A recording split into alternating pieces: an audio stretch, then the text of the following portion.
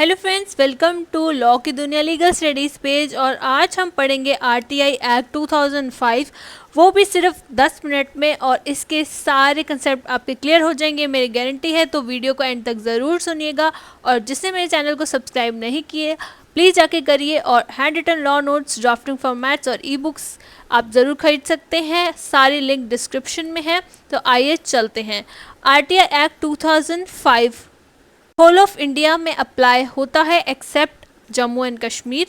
और ये सारी गवर्नमेंट अथॉरिटीज़ से रिलेटेड ही है, क्योंकि जो सिटीजन्स होते हैं उनको पता चलना चाहिए कि गवर्नमेंट अथॉरिटीज़ के अंदर क्या वर्किंग चल रही है। और ये राइट सिर्फ सिटीजन्स को दिया गया है कि वो आरटीआई की एप्लीकेशन डालकर सारी इन्फॉर्मेशन निकाल सकते हैं पब्लिक अथॉरिटी से। इस एक्ट का एम है प्रमोट करना ट्रांसपेरेंसी और अकाउंटेबिलिटी वर्किंग में एवरी पब्लिक अथॉरिटी की। आगे हम डेफिनेशन देखेंगे कि पब्लिक अथॉरिटी क्या होता है इस एक्ट के अंडर।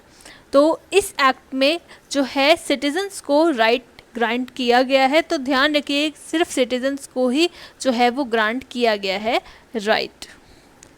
इस नोट्स की कॉपी लेने के लिए आप मुझे व्हाट्सएप कर सकते हैं। सो पब्लिक अथॉरिटी इस एक्ट के अंडर क्या है? Means any authority or body or institute of self-government established or constituted by or under constitution by any other law made by parliament, by any other law made by state legislature or by notification issued or order made by appropriate government। तो इस तहत जो है हमारा जो है public authority कहा जाएगा, जो इस तरीके से कॉन्स्टिट्यूट होगी बॉडी।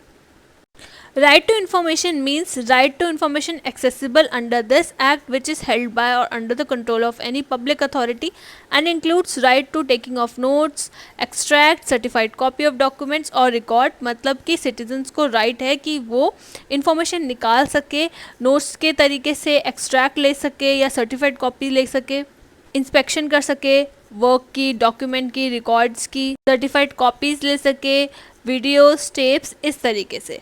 इस एक्ट में थर्ड पार्टी का मतलब है अदर देन सिटीजन। मतलब कि जो भी person other than citizen ask कर रहा है इंफॉर्मेशन के लिए, इंक्लूडिंग पब्लिक अथॉरिटी, वो थर्ड पार्टी ही मानी जाएगी, क्योंकि सिटीजन्स को ही ये इनहेरेंट राइट दिया गया है कि वो आरटीआई के तहत इंफॉर्मेशन मांग सके। अब है अपॉइंटमेंट कैसे की जाती है पब्लिक इंफॉर्मेशन अथॉरिटी पीआईओ की। बेसिकली जो पीआईओ होता है, पब्लिक इंफॉर्मेशन ऑफिसर्स, वो अपॉइंट किए जाते हैं ताकि वो इंफॉर्मेशन प्रोवाइड कर सके जो भी उनसे इंफॉर्मेशन आस्क करता है।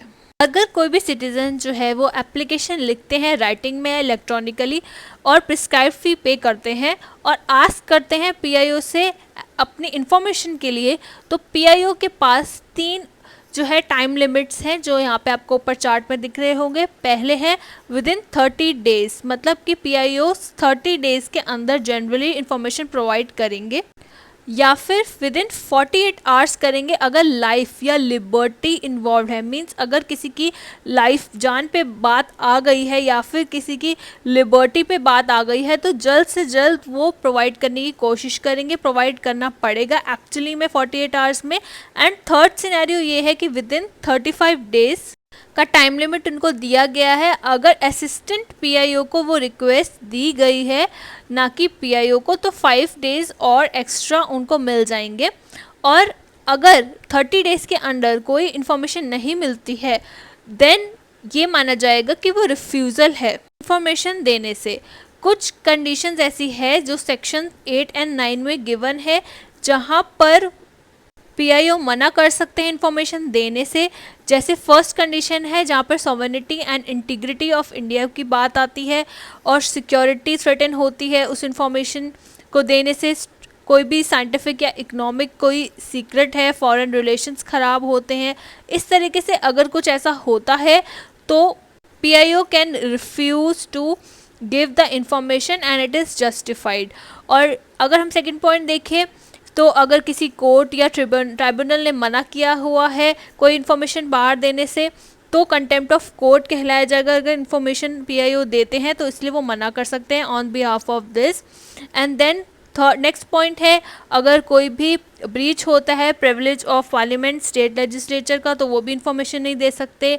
नेक्स्ट है, कोई भी कॉमर्शियल कॉन्फिडेंस ट्रेड सीक्रेट बाहर आ जाता है उस इंफॉर्मेशन से। नेक्स्ट है, कोई भी फॉरेन गवर्नमेंट की इंफॉर्मेशन जो है वो कॉन्फिडेंट जो है रखनी पड़ती है, तो अगर वो बाहर आएगी तो प्रॉब्लम हो जाएगी, इसलिए वो भी इंफॉर्मेशन देने से वो मना कर सकते हैं। नेक्स्ट है, अगर जहाँ पर फिज़िकल सेफ्टी या फिर कोई किसी की लाइफ खतरे में पड़ सकती है तो वो भी इंफॉर्मेशन जो है वो देने से मना कर सकते हैं। कैबिनेट पेपर्स और इंफॉर्मेशन जो रिस्ट्रिक्ट करता है प्रोसेस ऑफ एनी इन्वेस्टिगेशन, तो वो सब मना कर सकते हैं।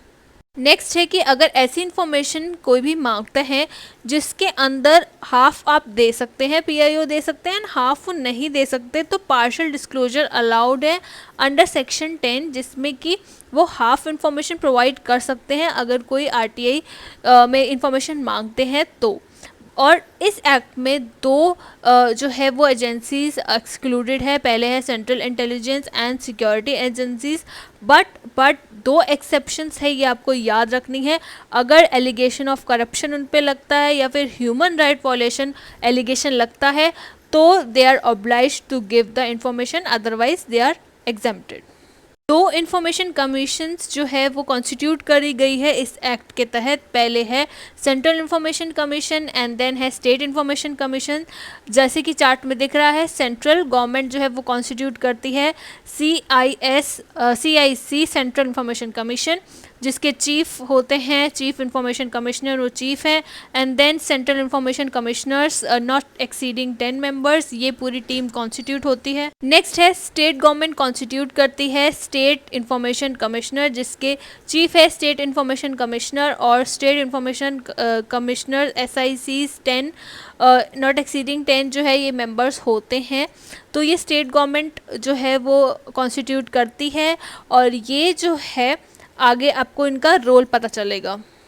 दरअसल इनका रोल है एपिलेट अथॉरिटीज़ का, मतलब कि अगर कोई भी पर्सन है जिसको जो है वो मिली नहीं है इंफॉर्मेशन पीआईओ से, जो भी टाइम लिमिट प्रिस्क्राइब किए गए थे, वो क्या कर सकते हैं, पहली वो अपील डाल सकते हैं 30 दिनों के अंदर फ्रॉम द टाइम लिमिट जो प्रोवाइड की गई थी। अगर तब तक उनको नहीं इन्फॉर्मेशन मिलती है तो वहाँ से 30 दिन के अंदर वो अपील डाल सकते हैं सीनियर ऑफिसर को, पीआईओ के जो ऊपर सीनियर ऑफिसर हैं उनको। सेकंड अपील डाल सकते हैं, अगर तब भी उनको इन्फॉर्मेशन नहीं मिलती तो second appeal with in 90 days वो डाल सकते हैं CIC या SIC को, जो अभी मैंने आपको कमीशन बताई थी, सेंट्रल इंफॉर्मेशन कमीशन या स्टेट इंफॉर्मेशन कमीशन को। और अगर तब भी इनको इन्फॉर्मेशन नहीं मिलती है तो वो थर्ड अपील डाल सकते वो डाल सकते हैं 30 days before first appeal authority with in 90 days of the decision on first appeal. तो इस तरीके से जो है वो अपील डाली जा सकती है अगर कोई इन्फॉर्मेशन नहीं मिलती है तो। So thank you guys, I hope कि आपको क्लियर हो गया होगा कि एम क्या है इस एक्ट का। और अगर आपको ये नोट्स चाहिए जो लिखे हुए हैं जिससे मैंने समझाया है, या फिर आपको अदर लॉ सब्जेक्ट्स चाहिए और ड्राफ्टिंग फॉर्मेट्स चाहिए या ई बुक्स चाहिए लॉ पे, तो आप मुझे नीचे कॉन्टैक्ट कर सकते हैं। मैंने सारी डिटेल्स दी हुई है डिस्क्रिप्शन में। Thank you so much, do subscribe to my channel and watch the other videos also. Thank